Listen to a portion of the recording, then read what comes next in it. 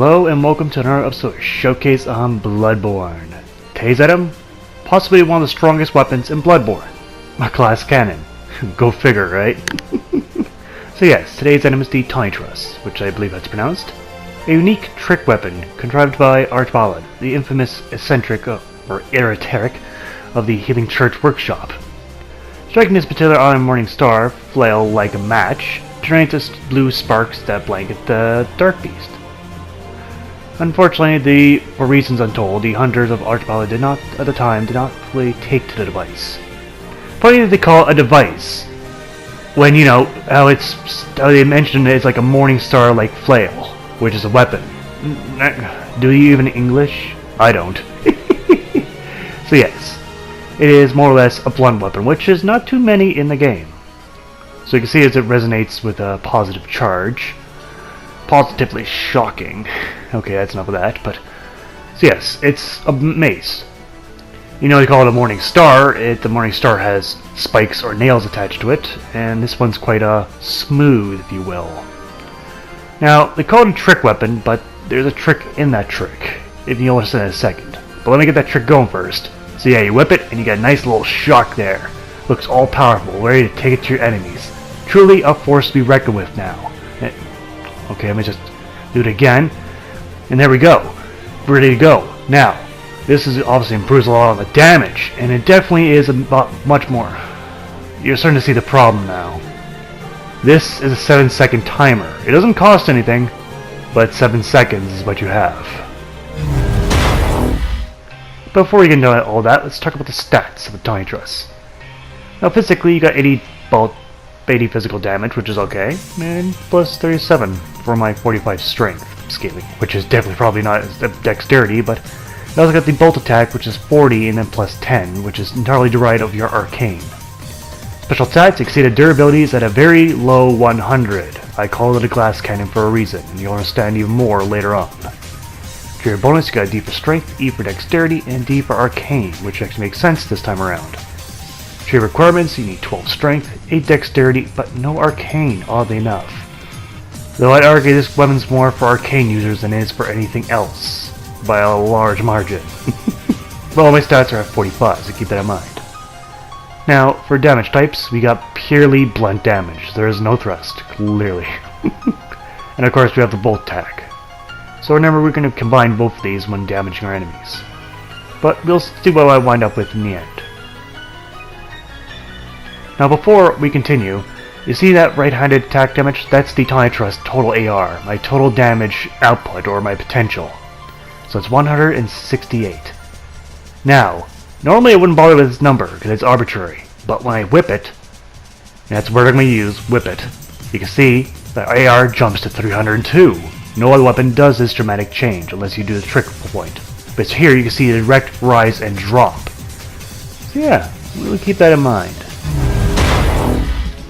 Now, for the animations for the Tonitrus, well, the main attack is you swinging around like a big ball of iron, because that's what it is.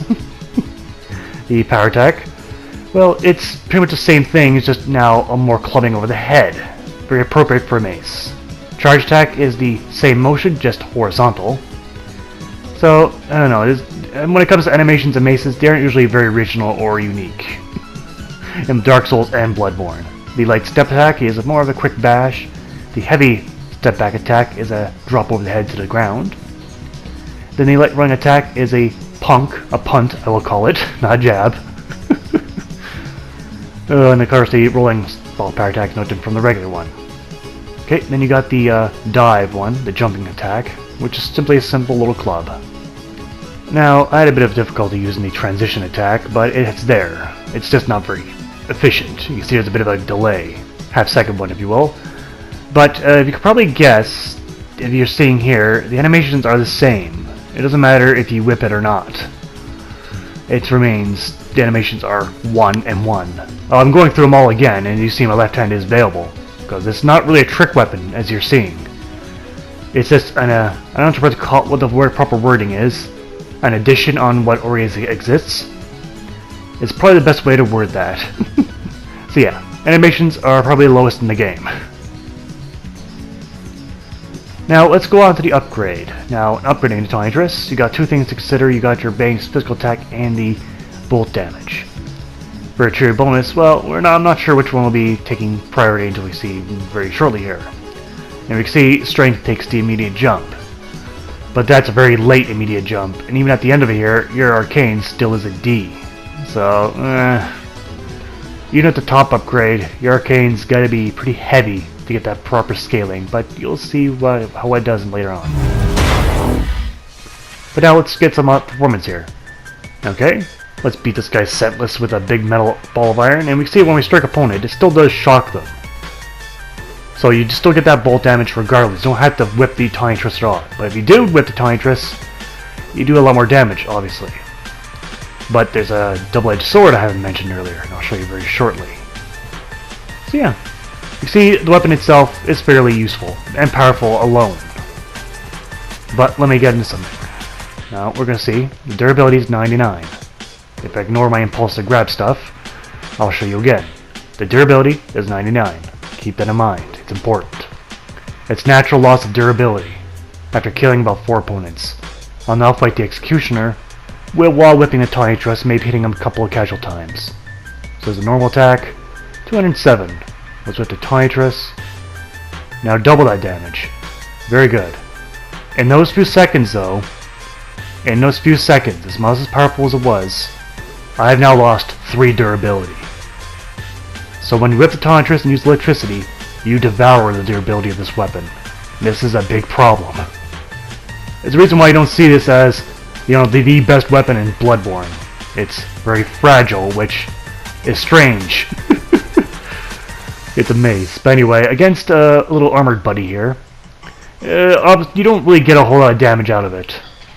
If you whip it, you get better damage, but base damage, they're very resistant. They have armor, even though armor wouldn't really stop a whole lot for Iron Ball being swung at them, but besides the point. I guess the Battle Maiden is now a more questionable fight, because using the base attack, it's not going to do a whole lot. At all. But if you whip the Tonitrus, you drain your durability a lot quicker, so it becomes an issue of do you wish to kill his opponent quicker, but cost it to whip your weapon's durability? That is now the new problem with this weapon. And you saw when you do whip the Tonitrus, it tears apart the Battle Maiden quite easily. But now against the Shadow of Yharnam, where they have better range, better speed, and better combos, I'll say. Is it any better than their weapons? No. I still rather use a lot of different weapons fighting the Shadows of Yharnam. But, in all senses, it still is powerful. I can always give it that. It always has a damage output. It has definitely a damage output, but it kind of lacks in every other category, in my opinion. So, like I said, I call it in the beginning a glass cannon, and it is definitely that. And if you don't believe me, when I'm done killing this guy, you will believe me. But you see the Tonitrus, in terms of shock damage for Shadow of Yharnam, doesn't dramatically improve the damage because they have moderate resistance against arcane damage. Very little, but better than most. But anyway, about that glass cannon. So let's look at the durability now. Now we can see the durability is 73, but here's the thing. I've only killed the enemies in this video since last time repairing it. Other than a couple of armored buddies, only the enemies in this video. This is why this weapon is considered glass cannon, clearly and unarguably. Going on to the pros and cons of the Tonitrus. On the pros, it's one of the strongest weapons in the game, in my opinion. The bolt damage is extremely powerful on this, so enemies with no bolt resistance are pretty much goners. And whipping it doesn't actually cost anything. No stamina, no durability itself, at least until you use it. Alright, and pretty much using it doesn't require any extensive default arcane builds, so it can be used even at low levels, as you saw with my halfway build. Now on the cons, it's very fragile for a mace. Well, actually, it's a very fragile weapon, period. The whipping it, the transformation, only lasts 7 seconds, so you got very little time to actually use it before you have to whip it again, interrupting your combat flow. And I think lastly, the animation count for the weapon is incredibly low and basic. In PvP, if people know what this is, And when you whip it, they know what's going to be coming. They're going to be easily dodging this weapon. It's going to be difficult to use in such a manner. So yeah, but anyway, that's enough pros and cons. Let's move on to the score. Damage, I'm going to give a 10 out of 10. It definitely has plenty of damage, and you'll see when I fit it with all the gems just how good it can be. Reach though, I'm going to give that a 3 out of 10. Reach-wise, this weapon, it's okay. It's not long, but it's not terribly short either. Animation, a 2 out of 10. This weapon is probably some of the worst animations, aside from, some certain knuckle dusters. But there's only one animation set, so yeah. Bonus, I'm going to give it 8 out of 10. With the extra scaling, when you do whip it, and how powerful it could be, that's a lot of scaling based on your arcane. A lot. Miscellaneous though, I'm going to give that a 4 out of 10. This weapon's fragile. It's good for fighting bosses with. Outside of that, maybe some certain enemies, but not a whole area, because it will break long before then. So in total, I give the Tonitrus 27 out of 50. It's a good weapon. There's so much holding it back. Now here it is fitted with all gems. Now naturally my gems, when I actually do increase power, it actually decreases durability, so I will not be using those gems. That's a bad idea. So I'll be using strictly ones that increase bolt damage. But anyway, let's take a look at the total AR. Right now it's at 401, which is pretty good. Pretty good. Okay, I'm going to whip it with all the extra bonuses and buffs, and it now jumps to 701. That is a colossal jump. And think, my arcane's only at 45. If I were to put more parts of arcane, this would be a colossal number. But let's see what it does.